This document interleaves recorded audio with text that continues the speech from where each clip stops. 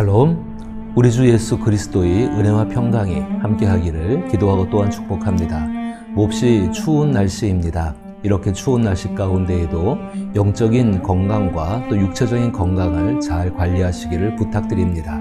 오늘 함께 읽고 묵상할 말씀은 예레미야 31장 27절로부터 30절 말씀입니다. 제가 말씀을 읽어봅니다.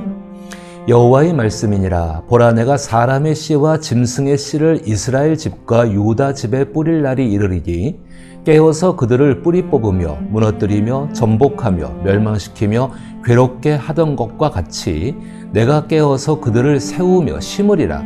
여호와의 말씀이니라. 그때에 그들이 말하기를 다시는 아버지가 신 포도를 먹음으로 아들들의 이가 시다 하지 아니하겠고 신 포도를 먹는 자마다 그의 이가 신 것 같이 누구나 자기의 죄악으로 말미암아 죽으리라. 아멘. 하나님의 심판과 회복은 하나입니다. 심판은 무너뜨리는 것입니다. 회복은 다시 세우는 것입니다. 하나님께서 무너뜨리고 다시 세운다는 것은 재건축이나 리모델링 정도가 아닙니다. 하나님께서 무너뜨린다는 것은 하나님만이 남게 하신다는 것입니다. 하나님께서 다시 세우신다는 것은 하나님께서 기초가 되신다는 것입니다. 이로 인해 모든 것의 원인과 과정과 결과가 하나님의 존재가 분명하게 나타나게 된다는 것입니다. 그로 인해 로마서 11장 36절의 만물이 주에게서 나오고 주로 말미암고 주께로 돌아감이라 그에게 영광이 세세에 있을지어다 아멘 이라는 말씀을 모든 사람이 실제로 경험하게 되어집니다. 이 같은 경험은 영적인 진보를 이루게 됩니다. 따라서 오늘 본문은 하나님께서 영적인 진보를 위해서 행하시는 새 언약 가운데에 심판과 회복이 하나인 것을 우리는 생각해 보아야 합니다. 오늘 본문은 새 언약을 이루실 하나님의 행동과 하나님과 사람의 관계에 대한 변화가 있는 것을 볼 수가 있습니다. 이것은 새 언약을 통해 심판과 회복을 하나로 이루시는 하나님의 모습이기도 합니다. 27절과 28절에서 새 언약을 통해 심판과 회복을 하나로 이루시는 하나님의 모습을 볼 수 있기를 바랍니다. 제가 다시 한번 읽어보면은 여호와의 말씀이니라. 보라, 내가 사람의 씨와 짐승의 씨를 이스라엘 집과 유다 집에 뿌릴 날이 이르리니 깨어서 그들을 뿌리 뽑으며 무너뜨리며 전복하며 멸망시키며 괴롭게 하던 것과 같이 내가 깨어서 그들을 세우며 심으리라. 여호와의 말씀이니라. 이 예언의 말씀을 듣는 사람들은 하나님을 알므로 자신의 죄에 대한 책임을 깨닫고 영적인 진보와 하나님과 함께 선한 열매를 맺는 삶을 살아갈 수 있습니다. 27절에 보라, 내가 사람의 씨와 짐승의 씨를 이스라엘 집과 유다 집에 뿌릴 날이 이르리니 라는 하나님의 말씀은 예레미야 4장 23절에서 29절을 통해 말씀하셨던 옛 언약에 속해 있던 실패자들에게 내려졌던 저주와는 완전히 상반된 말씀입니다. 제가 다시 한번 예레미야 4장 23절부터 29절을 읽어보면은 보라, 내가 땅을 본즉 혼돈하고 공허하며 하늘에는 빛이 없으며 내가 산들을 본즉 다 진동하며 작은 산들도 요동하며 내가 본즉 사람이 없으며 공중의 새가 다 날아갔으며 보라, 내가 본즉 좋은 땅이 황무지가 되었으며 그 모든 성읍이 여호와의 앞 그의 맹렬한 진노 앞에 무너졌으니 여호와께서 이와 같이 말씀하시길 이 온 땅이 황폐할 것이나 내가 진멸하지는 아니할 것이며 이로 말미암아 땅이 슬퍼할 것이며 위의 하늘이 어두울 것이라. 내가 이미 말하였으며 작정하였고 후회하지 아니하였은즉 또한 거기서 돌이키지 아니하리라 하셨음이로다. 기병과 활 쏘는 자의 함성으로 말미암아 모든 성읍 사람들이 도망하여 수풀에 들어가고 바위에 기어오르며 각 성읍이 버림을 당하여 거기 사는 사람이 없나니 라고 말씀을 하셨습니다. 하나님께서 말씀하신 온 땅이 황폐해지고 하늘도 슬퍼하는 그 현상, 하나님의 심판으로 인한 것이죠. 근데 그 심판을 하나님이 작정하셨고 후회하지 아니하신다고 말씀하시며 거기서 돌이키지 아니하리라 말씀하십니다. 사람들이 이 말을 듣고 이 말씀에 하나님의 본 마음을 깨달았을 때 절망적일 수밖에 없습니다. 그런데 하나님의 심판과 회복이 하나로 이루어진다는 것을 생각해 본다면 절망할 것이 아니라 하나님께서 하시는 또 다른 일들이 있음을 생각해 볼 수가 있습니다. 이스라엘은 하나님께서 황무지를 개간하시고 심은 극상품의 포도나무를 심겨놓은 포도원에 비유됩니다. 하나님께서 이스라엘을 무너뜨리신다는 것은 포도나무의 밑둥을 잘라서 다시는 포도 열매를 맺을 가능성이 없게 된다는 것입니다. 하나님께서 다시 세우신다는 것은 잘려진 포도의 그루터기에서 다시 싹이 나게 하시고 줄기가 나오며 잎과 꽃이 나오며 열매를 맺는 것입니다.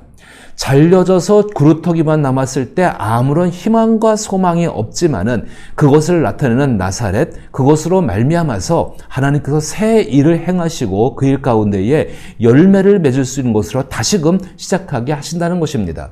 이것이 새 언약 가운데 주어진 약속입니다.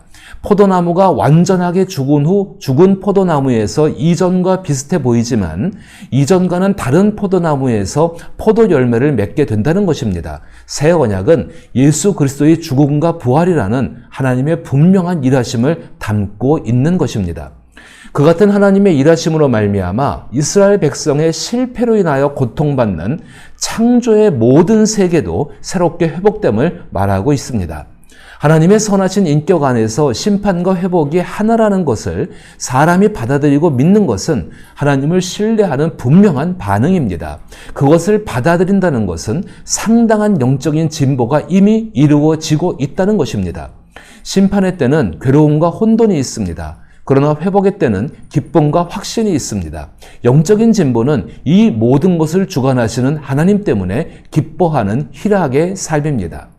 28절의 말씀에서 깨어서 그들을 뿌리 뽑으며 무너뜨리며 전복하며 멸망시키며 괴롭게 하던 것과 같이 내가 깨어서 그들을 세우며 심으리라 여호와의 말씀이니라. 이 말씀을 통해 우리는 생각해 볼 수가 있습니다. 적어도 5가지의 굉장히 힘들었던 것들이 등장합니다. 뿌리 뽑으며 무너뜨리며 전복하며 멸망시키며 괴롭게 하던 것, 바로 이것이 심판 때 행하셨던 하나님의 5가지의 일하심이었습니다. 그 가운데에서 사람들은 참으로 고통스러울 수밖에 없었습니다. 그런데 하나님께서도 이것을 행하실 때 깨어서 그 회복하는 것을 전제로 하여서 일하고 계셨다는 것입니다. 그렇게 하나님이 뿌리 뽑으며 무너뜨리며 전복하며 멸망시키며 괴롭게 하셨던 그 일하셨던 그 바탕, 하나님 마음이지요.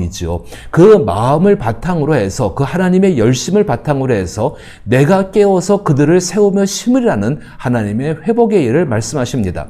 무너뜨리는 것도 하나님이 하셨다면 세우는 것도 하나님이 하실 것입니다. 그런데 그 세우는 일에 하나님은 더 성심껏 정성껏 그리고 열성을 다하셔서 그 일을 행하신다는 것입니다. 이 같은 심판과 회복을 하나로 행하시는 하나님의 행동을 생각하면 하나님의 사랑과 돌보심이 변하지 않았음을 알게 됩니다.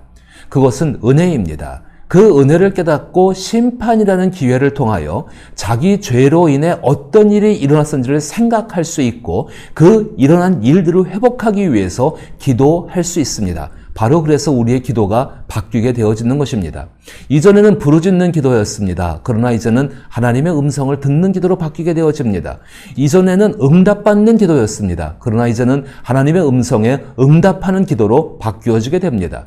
이전에는 내 뜻을 이루는 기도였습니다. 그러나 이제는 하나님의 뜻을 이루는 기도로 바뀔 수가 있다는 것입니다. 바로 그렇게 바뀌게 변화한 가운데 가장 중심에 있는 것이 심판하시지만 반드시 회복하신다는 그 하나님에 대한 신뢰가 있다는 것입니다. 하나님은 새 언약을 통해 심판과 회복을 하나로 행하시며 관계를 변화시키십니다. 이전의 관계는 하나님과 공동체 안에 있는 나와의 관계였습니다.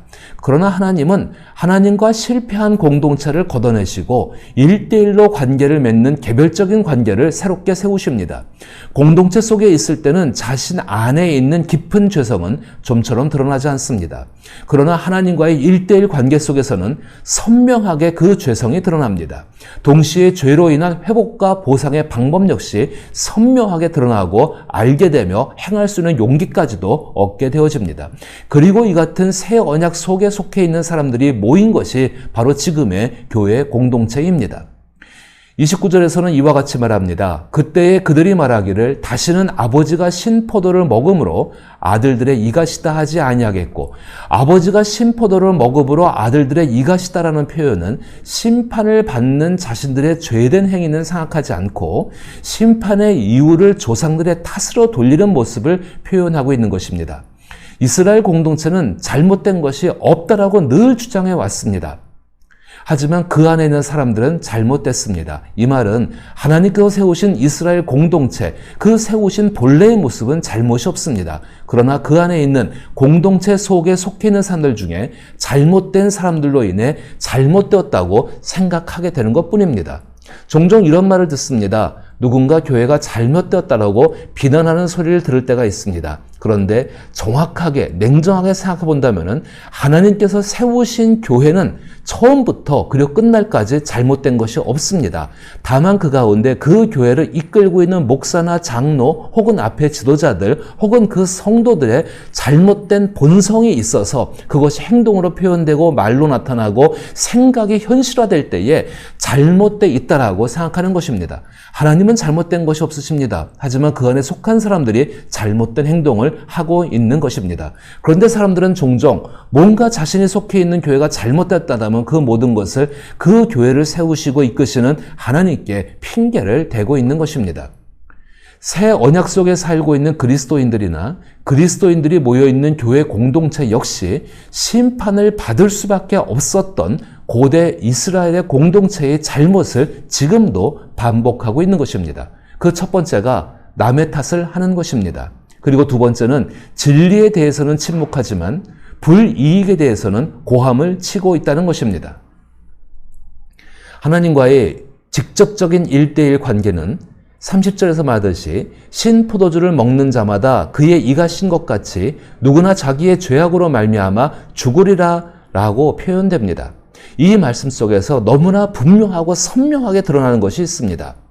그 말씀 속에서 자기의 죄악으로 말미암아에 해당하는 히브리어인 바오노는 그 원형이 이 아논이란 말인데 이 아논이란 말은 인간의 죄를 나타내는 여러 가지 단어 가운데 하나로 인간 본성, 심령 깊숙이 자리 잡고 있는 죄성을 의미합니다. 공동체를 통해서는 이 죄성의 문제를 직접적으로 해결받을 수가 없습니다. 그러나 새 언약은 이제 이 문제를 하나님께서 직접 해결하실 것을 약속하고 계시는 것입니다. 심판과 회복이 하나인 것을 기억하셔야 합니다. 심판과 회복이 하나인 것을 주 예수께서 분명하게 보여주셨습니다. 그리고 우리 심령 깊은 곳에 자리 잡고 있는 그 죄악된 본성 자체를 하나님께서 그리스도 예수를 통해서 고치시고 새롭게 하시고 하나님의 본성을 갖는 예수 그리스도의 마음을 갖는 것으로 바뀌게 하셨습니다. 이 사실을 깨달은 사도 바울은 예수 그리스도가 너무나 보배로웠습니다. 그래서 고린도후서 4장 7절로부터 10절에서 우리가 이 보배를 질그릇에 가졌으니 이는 심히 큰 능력은 하나님께 있고 우리에게 있지 아니함을 알게 하려 함이라.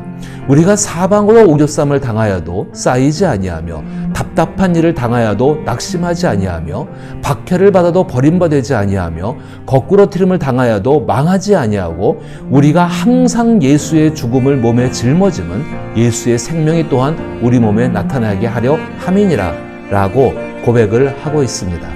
오늘 우리의 삶이 심판의 때처럼 무너지고 망가지고 헐어버리고 송두리째 뽑히는 것 같은 것들을 경험할 때도 있습니다. 그러나 거기서 하나님의 역사는 멈추지 않습니다. 하나님께서 분명히 우리의 삶 가운데에 설령 사방으로 우겨쌈을 당하여도 쌓이지 아니하고 답답한 일을 당하여도 낙심하지 아니하고 박해를 받아도 버림받지 아니하며 거꾸로 트림을 당하여도 망하지 않는다라고 말씀하실 수 있는 것은 우리 가운데 심판과 고난과 고통과 어려움들과 좌절과 절망들과 그것으로부터 완전히 벗어나서 있는 새로운 복된 회복들을 하나님이 언제나 하나로서 행하고 계신다는 것입니다. 이 진리를 깨달으며 오늘 내가 있는 자리 가운데에 만약에 어렵고 힘겨운 자리라면 오히려 변화된 채로 기도할 수 있게 되기를 바랍니다. 하나님의 생각을 구하고 하나님께 응답받는 것이 아니라 그 응답에 대해서 이제는 내 자신이 반응할 수 있는 그런 사람으로, 그래서 하나님의 그 돌보심, 심판과 회복이라는 것, 고난과 승리라는 것을 동시에 이루시는 그 하나님의 역사 속에서 살아갈 수 있게 되기를 원합니다. 우리는 약합니다. 그러나 하나님은 강하십니다. 그 강하심 속에서 바울이 깨달았고 많은 그리스도인들이 깨달았던 예수 그리스도를 보배로 삼아 새 언약 속에 살아갈 수 있기를 나사렛 예수 이름으로 축복합니다.